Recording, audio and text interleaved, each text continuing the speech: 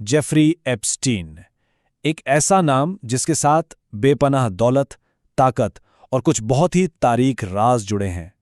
तो चलिए इसकी इस पेचीदा कहानी को समझने की कोशिश करते हैं। यही सवाल तो इस पूरी कहानी का मरकज है। आखिर एक आम सा रियाजी का उस्ताद दुनिया के सबसे ताकतवर लोगों का नेटवर्क चलाने वाला कैसे बन गया? इसका जवाब हमें उसकी गैर मामूली शुरुआत में मिलता है।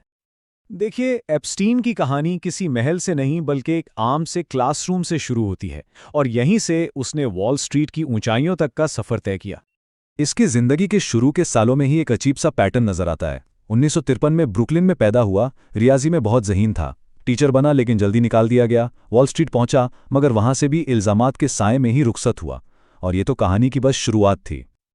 असल में एप्स्टीन की असल ताकत उसके नंबर्स नहीं बल्कि लोगों को अपनी बातों से मुतासिर करने की सलाहियत थी।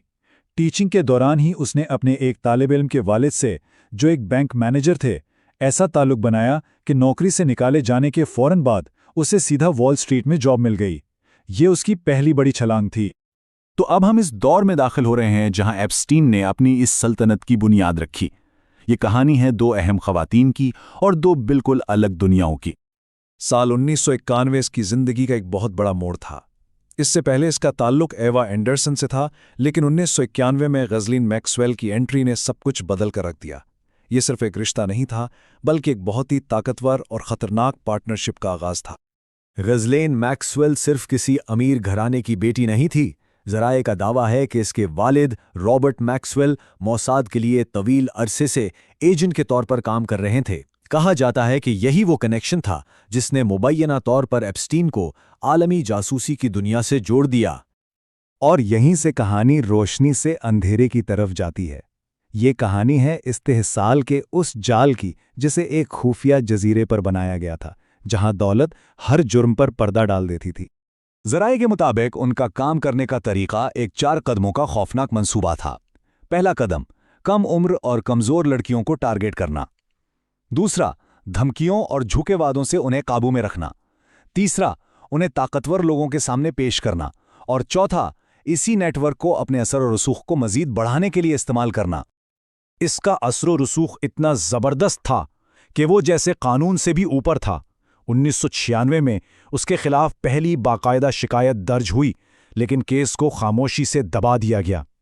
ये खुला पैगाम था कि इसे कोई हाथ नहीं लगा सकता, और इसी बात ने उसके जराइम को और भी बढ़ावा दिया। फिर साल 2005 में उसके जुराइम का पर्दा पहली बार उठा। पाम बीच पुलिस की तहकीकात ने इसके नेटवर्क को आवाम के सामने तो ला खड़ा किया, लेकिन इंसाफ अभी भी बहुत दूर था। तहकीकात के नतीजे में जो सच्चाई सामने आई वो इंतहाई खौलनाक थी। 250 से ज़्यादा मुतासरीन ने हिम्मत करके अपनी कहानियां सुनाईं, जिससे इस स्कैंडल का वो पैमाना सामने आया जिसका कोई तस्वुर भी नहीं कर सकता था। सैकड़ों इल्ज़ामात के बावजूद एप्स्टीन एक बड़े वफाकी मुकदमे से साफ बच निकला।